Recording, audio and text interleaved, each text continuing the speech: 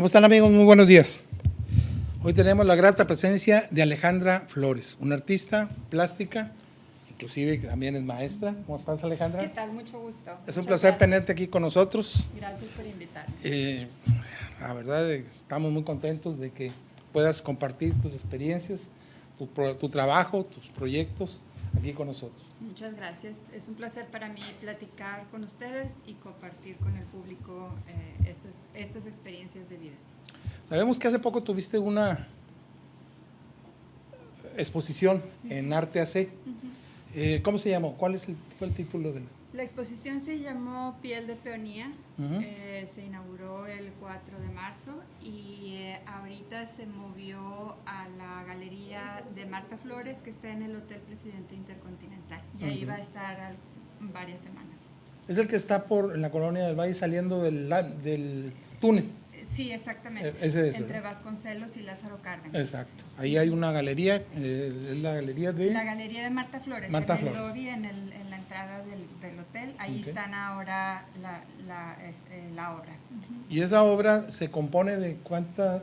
Son 12 pinturas de peonías, que es una flor muy popular en Europa y emblemática de los países orientales, como China y en Japón, que es de donde se origina esa flor.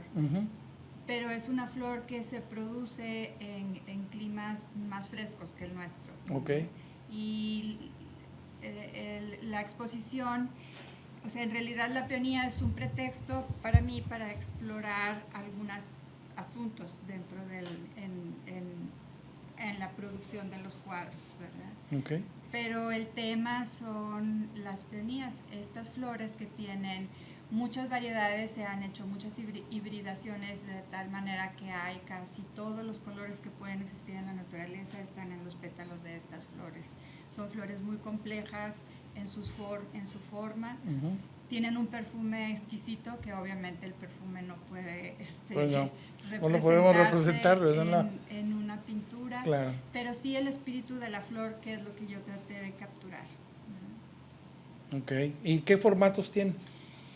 Son cuadradas rectangulares de más o menos alrededor de 1,20 por 1,40 metros.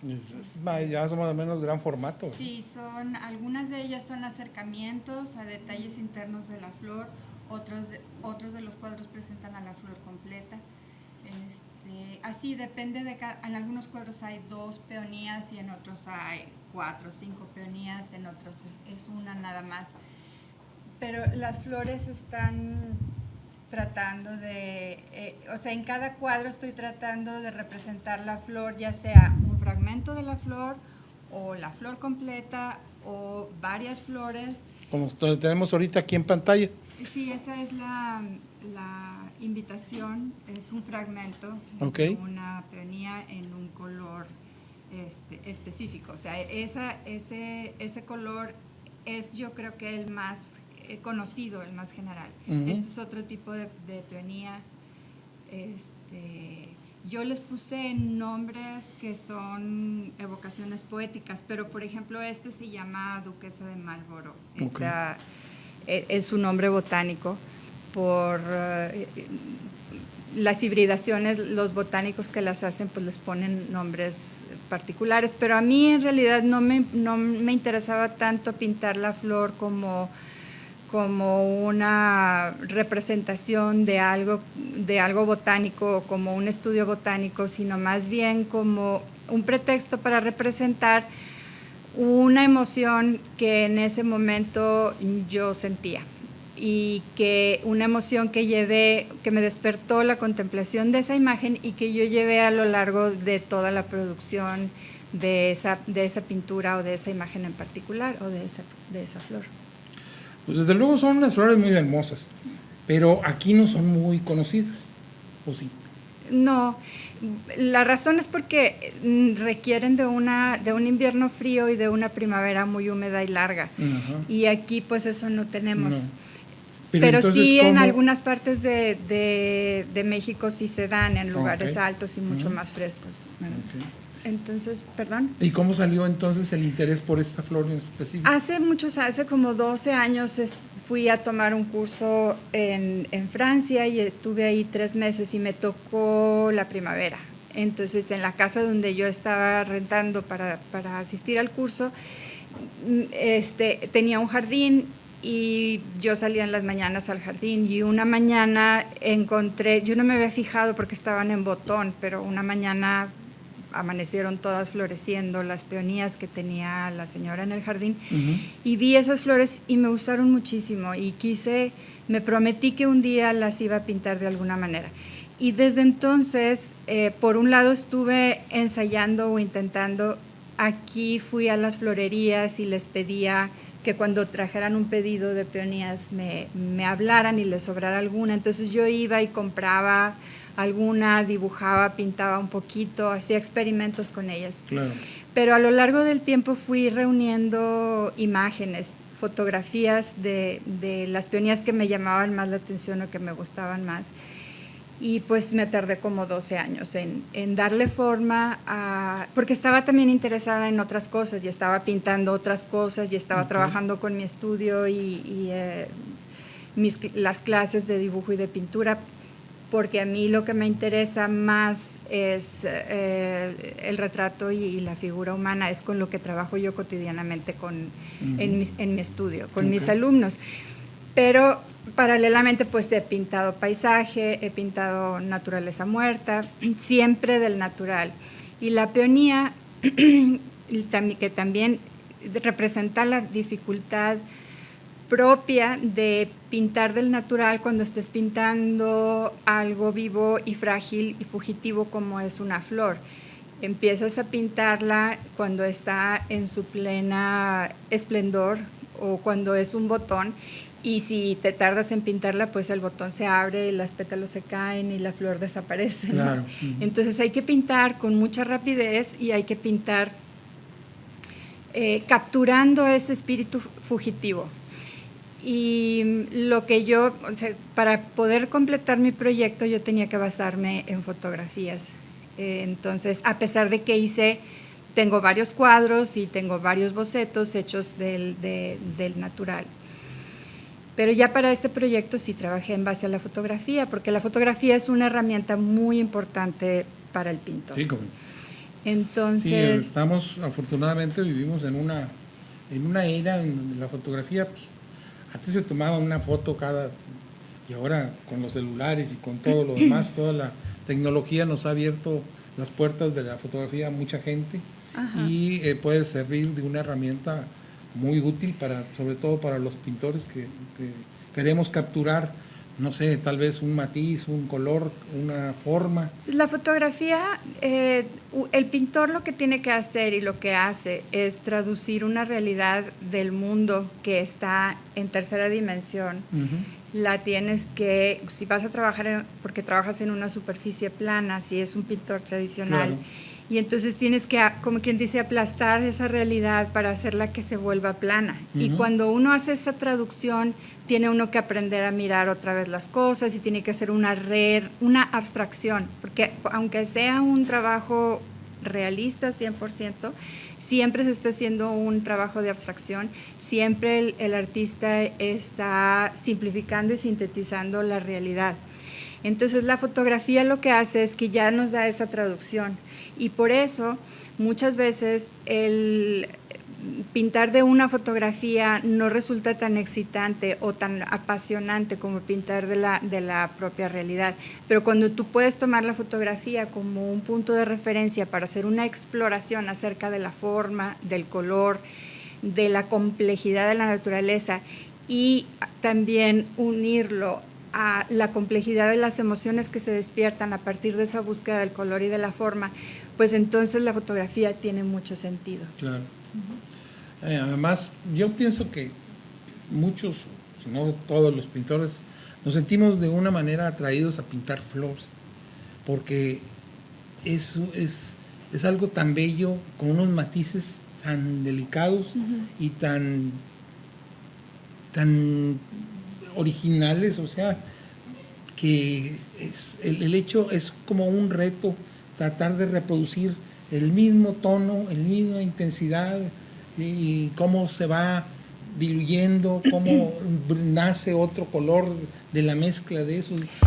Todos los pintores de todas las épocas hemos intentado pintar las flores. Claro. Yo creo que no existe ninguno que no se haya sentido seducido y atrapado por la belleza de una flor, ya sea porque lo voy a tratar de representar de la manera más realista posible o porque esa conjunción de colores y formas me refiere a unas figuraciones muy abstractas.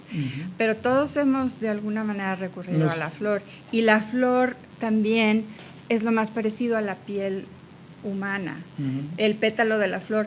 También por eso la exposición se llama Piel de Peonía, porque yo veo las flores también. Cuando yo me acerco a la flor, me acerco con la misma reverencia o con la misma dicha con la que me acerco a una cara, a un rostro o a una figura humana para representarla, o un paisaje, ¿verdad? Pero la flor siempre en sí misma contiene, vamos a decir, el secreto del mundo, del universo, ¿verdad? Y la delicadeza con la que está hecha, sí, que cualquier estrujón ya se maltrata. Es un milagro no y es un misterio, y es una representación de esa parte fugitiva que es la existencia humana. Tan vulnerable, tan sensible, es algo. Pero el trabajo de las flores obviamente no es decir tu fuerte. Salió a partir de esta exposición, salió algo que traías tú ya cosechándolo desde hace tiempo, hasta que se culminó con esta exposición que ahora se está exhibiendo en el Hotel Presidente Intercontinental, ¿verdad? Sí. Pero tú trabajas ahora sí que con una gama muy grande de temas. Trabajas lo que es figura humana, lo que es retrato, lo que es paisaje, y además tienes una academia en donde impartes cursos, de talleres de pintura. Tengo un estudio, Okay. O sea, en mi estudio no es tan formal como una academia. Es el estudio donde yo trabajo, es un estudio pequeño. Okay. Y yo en ese estudio tengo permanentemente 2 grupos de alumnos, compañeros. Muchos de ellos ya tienen muchos años conmigo, no los puedo considerar como mi alumnos, sino más como colegas. Sí. Y una vez a la semana nos reunimos. En 2 de los grupos nos reunimos a dibujar, en otros 2 nos reunimos a pintar. Okay. La gente que trabaja conmigo tiene muy diferentes niveles. Puede ser que nunca jamás haya dibujado y siempre haya soñado hacerlo. Y otros ya han dibujado mucho y quieren practicarlo, y sobre todo quieren dibujar con un modelo. Porque el dibujo a partir de la realidad y de un modelo en vivo es muy diferente que el dibujo cuando uno está copiando de una foto o cuando uno está copiando de otro dibujo. Siempre hay que copiar los dibujos de los grandes maestros si uno quiere aprender lo que es el dibujo. Pero después de haber copiado de los grandes maestros, lo que sigue es representar el cuerpo humano y el rostro de una persona que está frente a ti, de una persona que está posando, y eso es lo que yo le ofrezco a mis alumnos en mi estudio. Y por otro lado, en la parte de la pintura, aprendemos a observar la realidad, a observar la naturaleza y representar esa naturaleza de la manera más veraz posible, para que la persona tenga las herramientas que necesita para pintar lo que quiera. O sea, una vez que ya aprendió a hacer abstracción de la realidad y representar esa realidad que está en el cuerpo humano o en el retrato de una manera muy fiel, entonces ya puede voltear y mirar la naturaleza y de ahí sacar inspiración para pintar lo que quiera, cosas abstractas, cosas figurativas, paisajes, o sea, algo de la imaginación, lo que sea. Pero lo primero que el artista tiene que hacer, y eso es lo que trabajamos en mi estudio, es a observar la realidad, observar lo que está, observar el mundo y cómo el mundo está vibrando en colores y en formas. Y luego, cómo podemos resolver los problemas básicos de la pintura. Y entonces, a través de la técnica, yo les ayudo, y también me ayudan a mí, a resolver estos problemas que son el problema del valor tonal, el problema del color y las interacciones en el color, el problema de la composición, de la forma y cómo se encuentran todos estos elementos entre sí en los bordes dentro de en la pintura. O sea, esos son los problemas de la pintura. En realidad no son muy complejos, pero no son muchos. Y el otro asunto es cómo manejar los materiales y cómo producir diferentes tonalidades a través del conocimiento de diferentes paletas. Cómo ciertos pintores en la historia resolvieron cómo representar esa realidad y cómo resolver esos problemas a través del uso de ciertos pigmentos que eran conocidos para la humanidad en ese momento y que les ayudaron a resolver todos esos problemas. Y los pigmentos contemporáneos, que son muchos más y hay muchas más facilidades para el pintor, para el artista plástico ahorita, pero los problemas siguen siendo los mismos. Si un pintor no sabe discernir un color de cierta tonalidad y de cierta intensidad y ponerlo junto a un color de cierta intensidad y de cierto valor tonal, pues no sabe pintar. Sí, desde luego. Una vez, en broma, una persona me dijo, pintar es muy fácil, dice, es nada más poner el color adecuado en el lugar adecuado. Es que sí, así es. Pues sí, el problema es para llegar a colocar el color adecuado en el lugar adecuado, se requiere un proceso detrás, sí, desde el dibujo.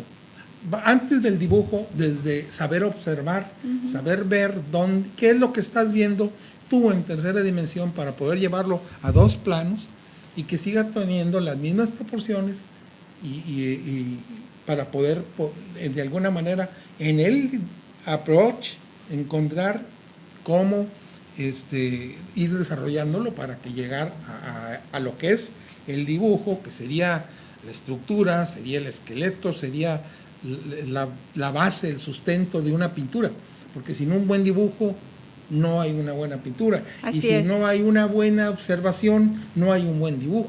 Cuando las personas dicen un buen dibujo, piensan que es un dibujo que realmente sea idéntico, vamos a decir, si yo estoy haciendo un retrato, que el dibujo sea idéntico a la persona en todos sus detalles.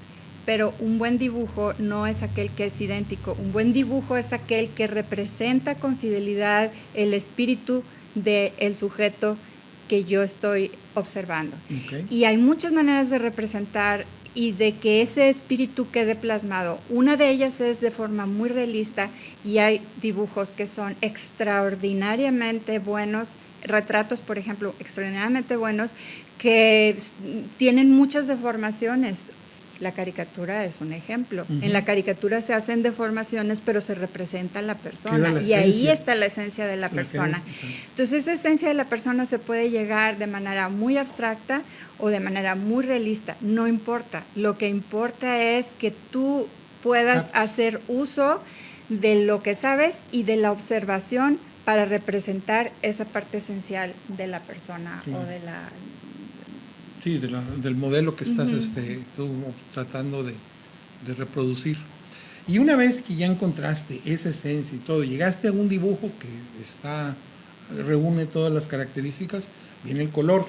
Ahí es otro reto muy importante, porque si no lo sabes usar, igual lo tapas el dibujo y te pierdes y encuentras que queda como el Cristo ese que intentaron restaurar y queda todo así, quién sabe cómo.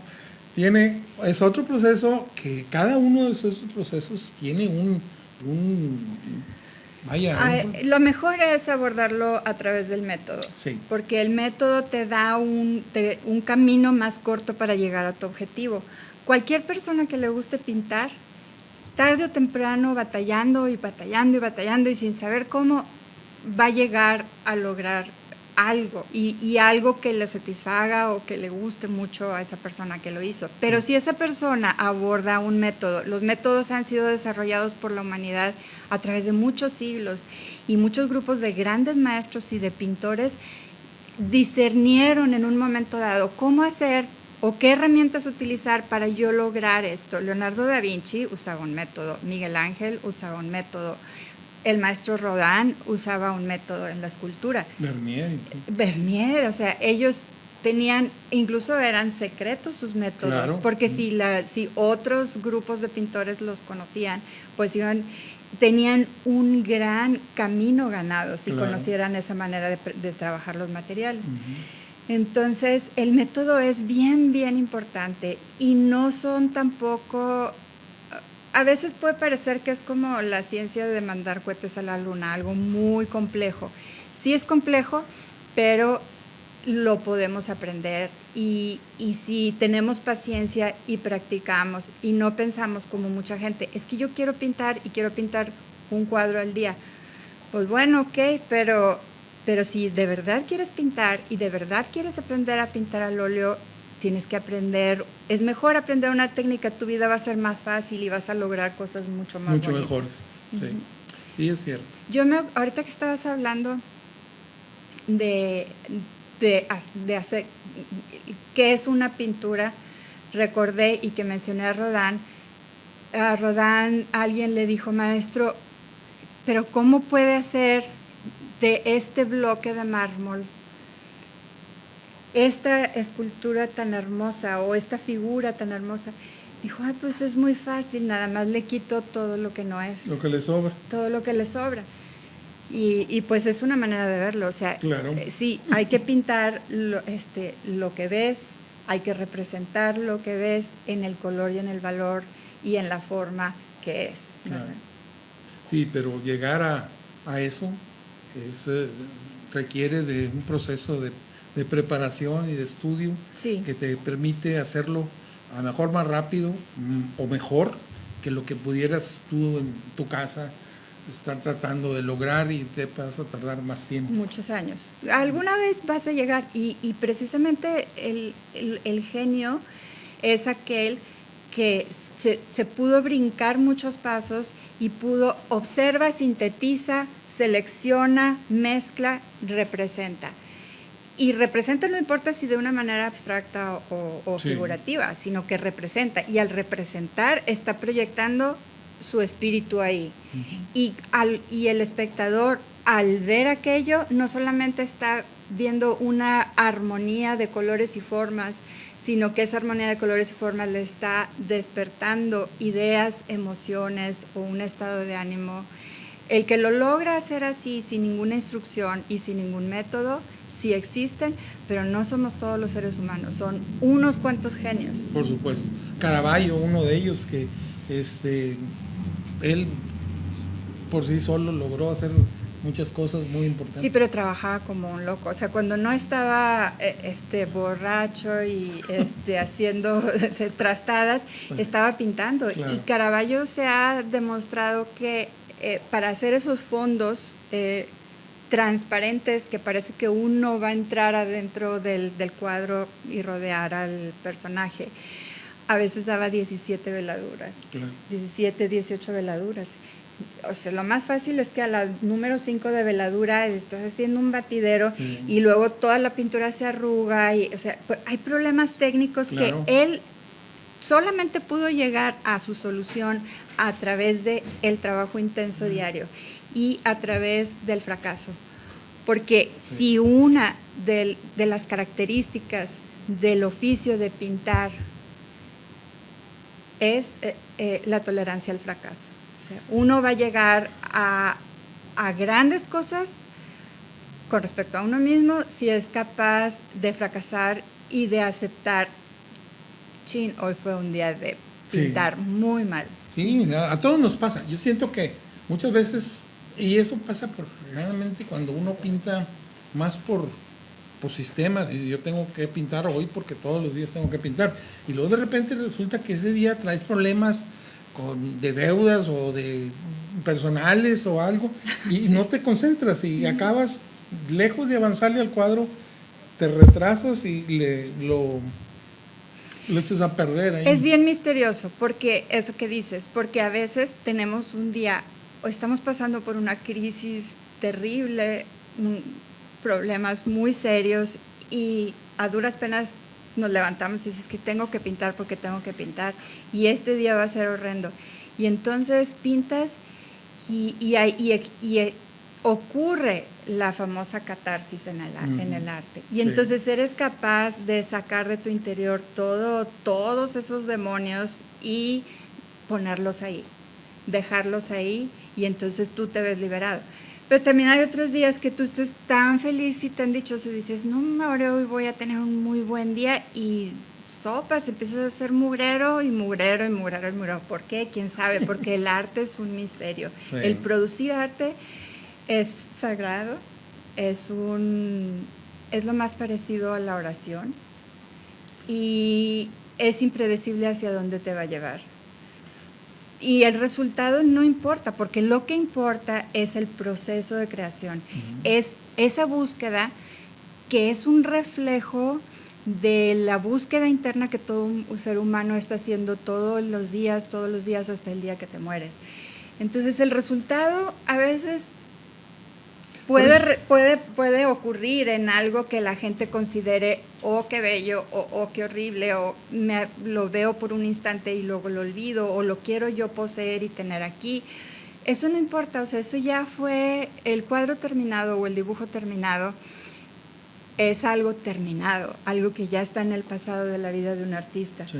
Porque lo que vive es lo que está en proceso.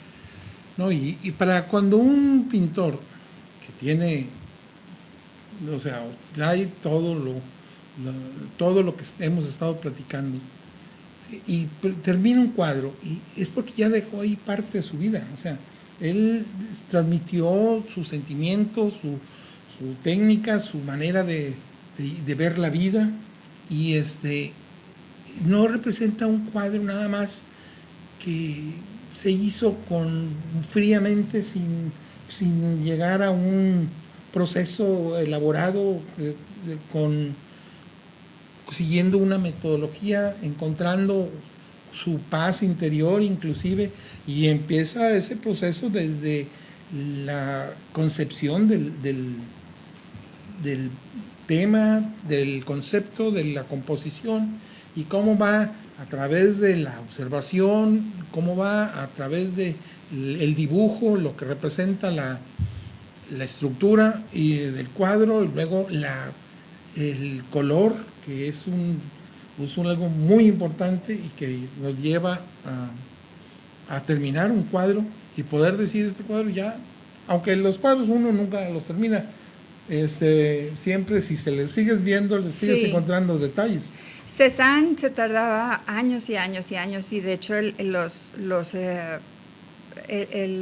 que vendía sus cuadros tenía que casi que asaltarlo y arrebatarle, sin que él se diera cuenta, arrebatarle un cuadro. Y cuando se han hecho estudios de, no sé cómo será, si rayos X o con qué, para ir viendo las diferentes, se ve que el cuadro a lo largo de años fue cambiando, y lo que él empezó al final era otra cosa, porque él lo que estaba haciendo no era pintar un cuadro de unos duraznos, lo que él estaba haciendo era explorar las formas y las relaciones entre las formas y los colores, creando atmósferas, y eso es algo que un pintor a lo largo de los años puede crear. Si un pintor puede crear una atmósfera, no importa si esa atmósfera es una atmósfera en un plano bidimensional y es una pintura 100% abstracta o totalmente figurativa, lo importante es crear esa atmósfera. Si es un paisaje, que la persona que lo vea sepa qué época del año, qué temperatura hacía, qué era lo que se sentía en estar en ese momento. Y eso no es porque digas, por este color. Es la relación de los colores, la relación armónica de las formas, lo que te da una temperatura. Y otro elemento que no tiene nada que ver con el método, y es la alegría.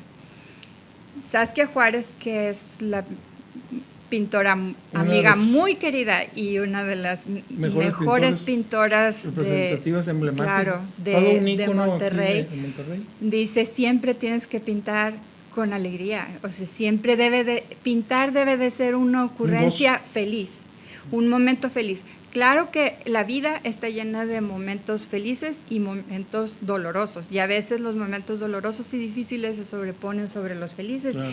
Y uno como pintor está pintando inmerso en la vida. Yo no puedo entrar a mi estudio, cerrar la puerta a los problemas y a todas las situaciones, pero que el acto de pintar, ella cuando habla de esa felicidad, es que el acto de pintar es un acto de alegría, aún en medio de las dificultades, porque es un acto de afirmación del artista, del pintor como artista. Cuando uno vea, por ejemplo, la obra de Bacon, de Francis Bacon, puede decir, ¡ay, híjole, qué tipo tan atormentado y qué cosa tan horrible! Y me estruja aquello y lo veo y me parece una gran obra y me gusta mucho, pero al mismo tiempo evoca cosas muy terribles en mi interior. Sí, pero él hacía de la pintura también una celebración de la vida. Entonces es como si no estuviera haciendo la celebración de su vida, pues no hubiera creado tanta obra y no hubiera proyectado tantas cosas en sus lienzos. A mí me gustaría que pasáramos algunas fotografías acerca de tu estudio, en donde se muestra cómo se está desarrollando los trabajos que haces. En este caso, por ejemplo, estamos viendo que se está pintando una modelo, un retrato del natural.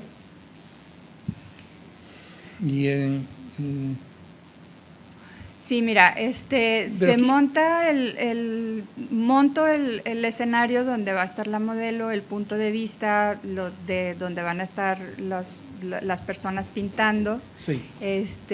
Y trabajamos con una paleta específica. Todo el mundo está trabajando con la misma paleta. Okay. Cuando digo la misma paleta, quiere decir que todo el mundo está trabajando con un número limitado de colores, ciertos colores o ciertos pigmentos en tu paleta, y solamente vas a producir con esos pigmentos, vas a producir todos los colores de piel. Entonces trabajamos durante varias sesiones, o sea, la modelo está posando por periodos de 20 minutos, descansa, vuelve a posar otra vez, y esos retratos que tú ves ahí que están haciendo, pues ya llevan varias sesiones. Sí, entonces claro. Han estado trabajando en ese retrato varias sesiones de 3 horas con sus descansos, pero no se logran a la primera, ¿verdad? No, claro. Ahí atrás puedes ver pegados en la pared que se ven diferentes muestrarios de colores. Y esos muestrarios los vamos haciendo a partir de diferentes paletas, porque de paleta, hay muchas paletas. Está, por ejemplo, la paleta impresionista, que es una paleta súper útil y que lo usan la mayoría de los pintores, pero es muy buena para hacer paisaje o naturaleza muerta. Está la paleta de Zorn, que era también la paleta que usaron contemporáneos de los impresionistas, pero que trabajaban con figura humana o con retrato, ¿verdad? Y entonces ellos agarran algunas cosas de la paleta del Renacimiento, incorporan algunas cosas de la paleta impresionista, pero básicamente siguen pintando a la manera del Renacimiento. Incorporando cadmios y otros colores ya más contemporáneos. Y están las paletas ya más modernas que tienen otros, una extensión de los colores básicos. El chiste es, no importa cuál sea la paleta, pero trabajar con orden y con método, a veces hacer grisallas, ¿verdad? A veces trabajar a la prima, pero siempre comprender de qué manera el óleo es como le gusta que lo traten. Y los pigmentos, ya sea de óleo, acuarela o acrílico, todos vienen de las mismas compuestos químicos. Lo que se distingue o lo que los hace diferentes es el medio, si es un medio seco, si un medio de agua, un medio de aceite. Pero combinar ciertos colores siempre te va a dar más o menos los mismos resultados. Entonces, en teoría la teoría del color hay que comprenderla. Hay que saber de química un poco, nada más en la cuestión de la interacción de los elementos y de cuáles de plano no se llevan con cuáles. qué pasa con tu color blanco, qué pasa con tu color negro, qué opciones hay, cómo hay que combinarlos, o sea, todo eso es técnica. Sí, no, sobre todo saber, de repente encuentras que hay blanco de plomo, blanco de zinc, Ándale. blanco de titanio, blanco de... Y entonces, ¿cuál uso? ¿Cuál uso? ¿Para qué? ¿Y qué pasa si uso este o uso el otro? Y luego uno piensa, bueno, necesito tener estos colores, pero en realidad, ahorita que estás hablando del blanco, no hay color más importante en mi paleta que el blanco. Claro. Y entonces yo sí necesito realmente saber qué pasa si yo uso el blanco de zinc a diferencia del blanco de plomo. Y cómo fue que en la historia se usó, porque el blanco de plomo se usó porque no existía otro blanco. Claro. Entonces, ahora que ya existen los diferentes blancos, pues entonces vamos a sacarle el mejor partido, provecho. ¿verdad? Y cómo se combinan.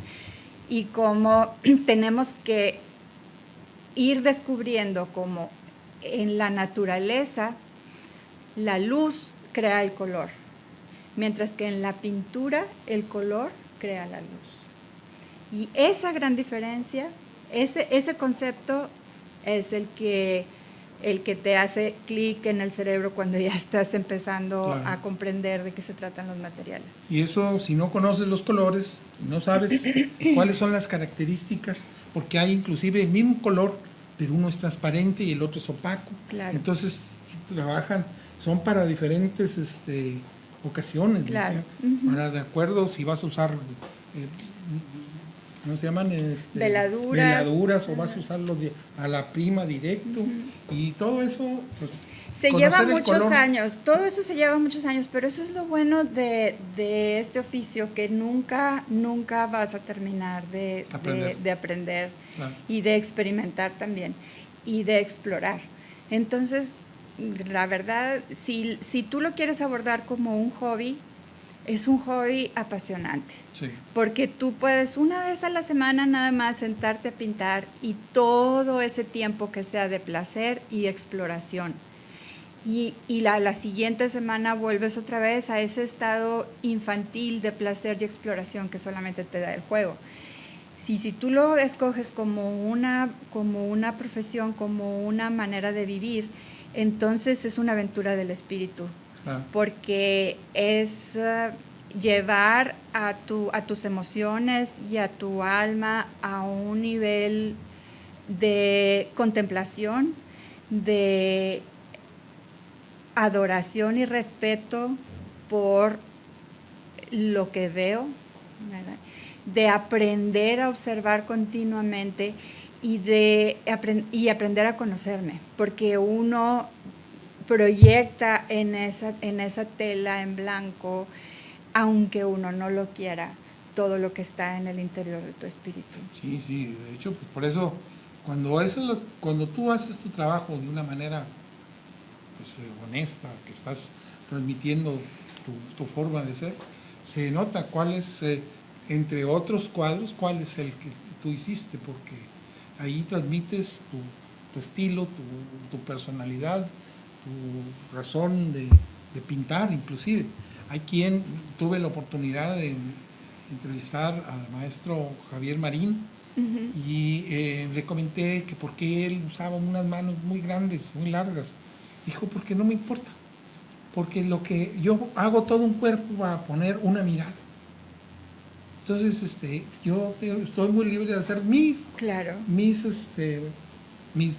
esculturas de acuerdo como yo lo quiero, y quiero enfatizar lo que quiero enfatizar, y eso es parte de lo que estoy sacando de mí.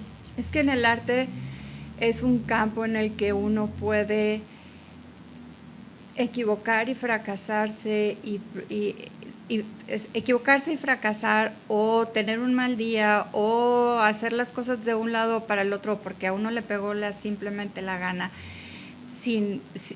por un lado sin mayores consecuencias. Claro. ¿Sí? Porque yo puedo sentarme a pintar y regarla según yo, para mí, y otro llegar y ver y decir, wow, la expresión, qué fuerza, o cuánta emoción está proyectado ahí. O sea, eso es muy subjetivo. Muy entonces relativo. hay que tener respeto por la propia obra y decir, la obra va a ir a algún lugar y va a llegar a algún lugar cuando la obra quiera llegar. O sea, tiene cierta libertad. Sí, tienes a ¿cómo se llama? No, Modigliani, que fue a pintar una niña y pues no se parecía de acuerdo como lo realista, pero él estaba pintando a su manera y la gente muchas veces no lo comprendió, pero él estaba siendo honesto consigo mismo. La apreciación de los demás es igual que en la vida, o sea, nunca sabes si va a llegar o de qué manera va a llegar o de qué manera se te va a considerar tu trabajo, si como una basura o como algo excelso que valga la pena, o lo tienes que hacer de todas maneras, claro, porque eso es lo que se hace y eso es en donde Picasso tú encuentras tu placer.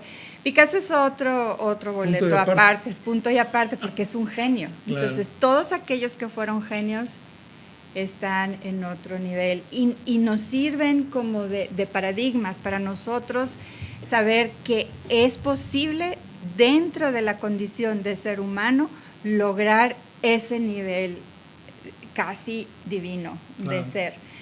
Y nosotros por eso, gracias a ellos, podemos aspirar a ser mejores, a pintar mejor cada día, a observar mejor cada día, a esculpir mejor cada día y a ser mejores seres humanos a través del arte que estamos haciendo. Caray, es muy reconfortante estar platicando de arte contigo, porque tienes muchas cosas que comentar, que decirnos. Ay, de una manera muy atinada, y pues eso te lo da a través de un proceso de muchos años de estudio, de experimentación y llegar a algo importante. No es así, que tienes mucha gente que está contigo desde hace mucho tiempo y todos los días aprende algo nuevo. Espero y tú también, sí. Y tú también a través de ellos, porque es una retroalimentación. Claro, sí, siempre trabajar. El oficio del pintor, del artista o del escultor es un oficio solitario. Sí. Necesitas estar encerrado en tu estudio, bien concentrado, trabajando muy en serio, si acaso con la compañía de la música. Por eso cuando trabajas en un taller en compañía de otras personas, aunque sea, o sea, ya sea tú como alumno o tú como maestro o como guía en un taller, es un placer enorme, porque es un momento en el que estás en grupo, ya sea que estás pintando paisaje en grupo o que estás adentro de un estudio dibujando, pintando la figura humana, es otra experiencia y es muy bonita experiencia. Por eso yo aprendo mucho de mis alumnos. Claro. No solamente porque ellos, por esa situación, ese contexto, sino que muchas veces ellos descubren a su vez, o sea, ellos están en su proceso de búsqueda y aunque yo les digo, mira, si mezclamos esto con esto, puede producir esto, de repente resulta que se les ocurre otra manera de hacerlas, alguna manera que yo nunca había pensado, claro, y entonces todos ganamos, ¿verdad? Es bien bonito compartir ese tiempo de vida en una situación de grupo de estudio. Pues hombre, te agradezco mucho el hecho de que hayas estado aquí conmigo.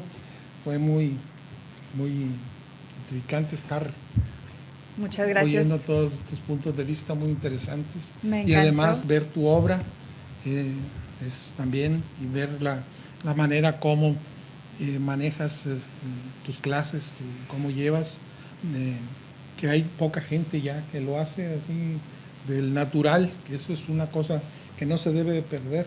Algo que debe... Siempre va a existir, sí, siempre, porque siempre va a haber quien herede y quien quiera llevar adelante esa herencia. O sea, lo que yo hago no es nada nuevo, viene claro, desde la antigüedad y se ha ido pasando y pasando y pasando de una generación a otra. Lo único que hago es cumplir con mi responsabilidad de que lo que yo recibí no se va a quedar en mí, se lo tengo que transmitir a otros y ya. Y va a seguir esa, porque eso es... Sí. Así es el arte. Sí, claro. Pues amigos, esto fue Hablemos de Arte con Francisco Gutiérrez. Los esperamos el próximo lunes de 10 a 11 de la mañana, donde tendremos otra participación de otro artista importante. Muchas gracias. Te agradezco mucho. Gracias. Y por aquí nos vemos el próximo lunes. Hasta Esto luego. Fue Hablemos de Arte. Quédense con nosotros. Enseguida un programa Mujeres Emprendedoras. Se me chispoteó todo. Okay. Muchísimas gracias. Gracias.